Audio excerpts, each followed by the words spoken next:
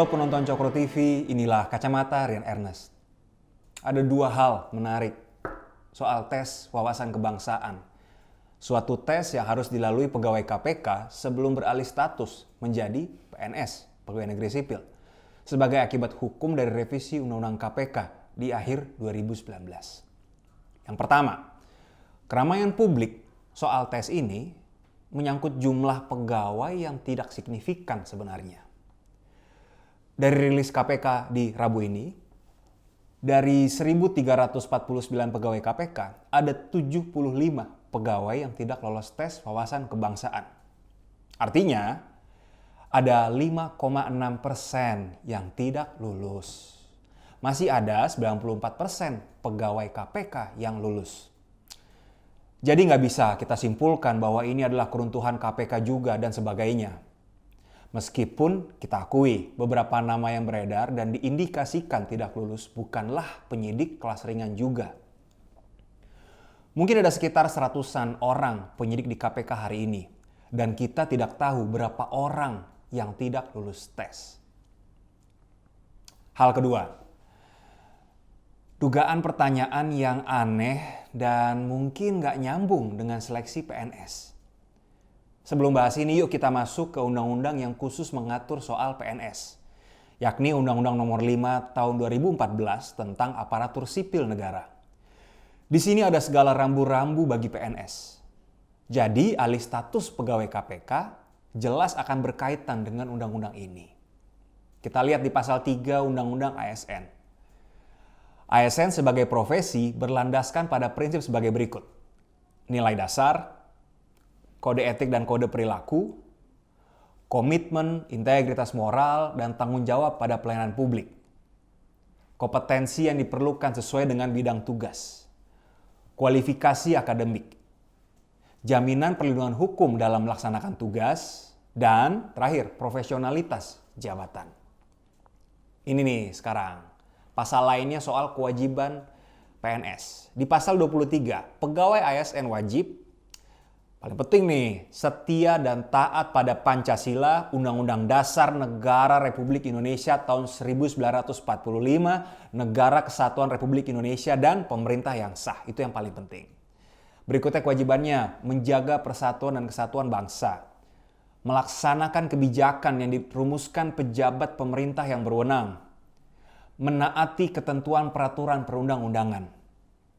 Melaksanakan tugas kedinasan dengan penuh pengabdian, kejujuran, kesadaran, dan tanggung jawab, menunjukkan integritas dan keteladanan dalam sikap, perilaku, ucapan, dan tindakan kepada setiap orang, baik di dalam maupun di luar kedinasan. Menyimpan rahasia jabatan dan hanya dapat mengemukakan rahasia jabatan sesuai dengan ketentuan peraturan perundang-undangan. Dan terakhir, dan ini juga pasti berat nih, bersedia ditempatkan di seluruh wilayah NKRI. Nah, itu rambu-rambu bagi PNS. Kita lanjut. Konsep yang namanya tes wawasan kebangsaan itu sendiri ada di pasal 5 ayat 4 dari Peraturan KPK nomor 1 tahun 2021 tentang tata cara pengalihan pegawai KPK menjadi pegawai ASN. Di mana diatur tes wawasan kebangsaan itu ialah untuk menguji apakah pegawai tersebut setia dan taat pada Pancasila, Undang-Undang Dasar Negara Republik Indonesia tahun 1945, NKRI, dan pemerintah yang sah. Nah, setelah kita puas melihat barusan rambu-rambu bagi para PNS dan konsep wawasan kebangsaan, mari kita lihat soal-soal yang diduga ada pada tes wawasan kebangsaan. Sekali lagi penonton Cokro TV, ini dugaan ya. Materi ini saya dapatkan dari berita cnnindonesia.com. Ada 20 pernyataan yang perlu ditanggapi peserta tes. Daripada panjang-panjang 20, saya hanya pilih 5 pernyataan yang unik. Contohnya nih, semua orang Cina sama saja. Yang lain, Undang-Undang ITE mengancam kebebasan berpendapat. Atau penista agama harus dihukum mati. Atau kaum homoseks harus diberikan hukuman badan. Contoh terakhir, demokrasi dan agama harus dipisahkan. Sampai di sini, kalau menurut saya, rasanya sih soal ini tidak terkait ya dengan kesetiaan pada dasar negara kita dan juga pada negara dan pemerintah kita. Sentimen kepada etnis tertentu, kritik terhadap peraturan, dan orientasi seksual.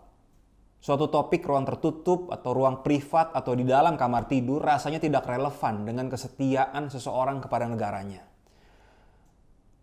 Dan apakah soal-soal tersebut bisa dikatakan mencakup soal radikalisme yang diisukan ada di pegawai KPK? Radikalisme juga harus jelas ukurannya. Nih, definisi radikalisme menurut Kamus Inggris Cambridge. The belief that there should be great or extreme social or political change. Atau terjemahan Indonesia bebasnya, suatu kepercayaan bahwa harus ada perubahan politik atau sosial secara besar atau ekstrim. Itu soal radikalisme. Pertanyaan pemisahan demokrasi dan agama juga menarik. Hubungan demokrasi dan agama, politik dan agama, sampai hari ini tidak ada kata sepakat dan final di kalangan negarawan dan ilmuwan politik. Kedua hal ini terus-menerus tarik-menarik sepanjang peradaban manusia. Namun kita semua paham, Pancasila kita memuat sila pertama, ketuhanan yang Maha Esa. Menurut Historia.id, pidato Soekarno pada 1 Juni 1945 mengatakan, hendaknya negara Indonesia ialah negara yang tiap-tiap orangnya dapat menyembah Tuhannya dengan cara yang leluasa. Segenap rakyat hendaknya bertuhan secara kebudayaan, yakni dengan tiada egoisme agama. Dan hendaknya negara Indonesia satu negara yang bertuhan. Itu kata Soekarno. Ingat, tafsir soal hubungan demokrasi dan agama akan terus ada. Nah, kembali ke soal pertanyaan tes wawasan kebangsaan, bahkan bisa juga didebat nih. Kalau tegas ingin tunduk kepada peraturan KPK nomor 1 tahun 2021 ini. Pertanyaan soal organisasi yang dilarang pemerintah atau putusan pengadilan, tanpa perlu saya sebut mereknya ya, bisa jadi tidak relevan untuk masuk ke dalam tes wawasan kebangsaan. Kenapa? Karena persoalan organisasi terlarang ada pada syarat lain pengalihan status.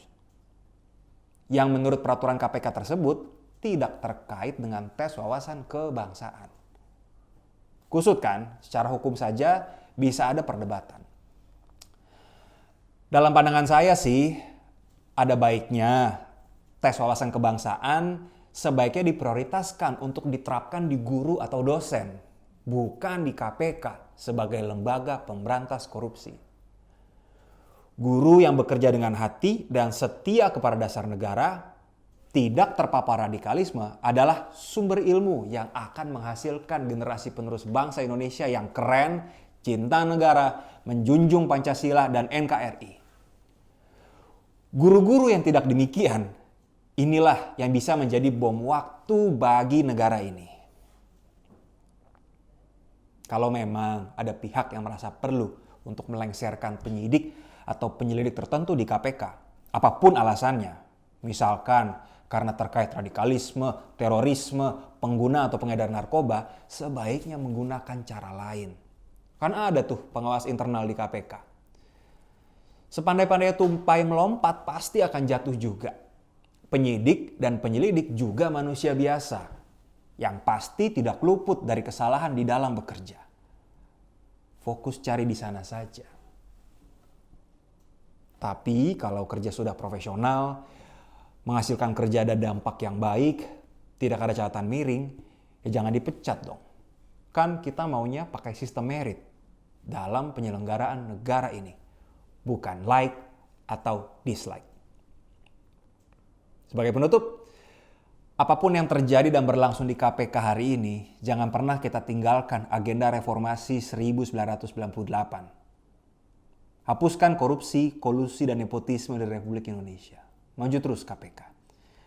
Sekian dari saya, silakan beri komentar atau usulan topik selanjutnya. Saya Rian Ernest, terima kasih sudah menonton.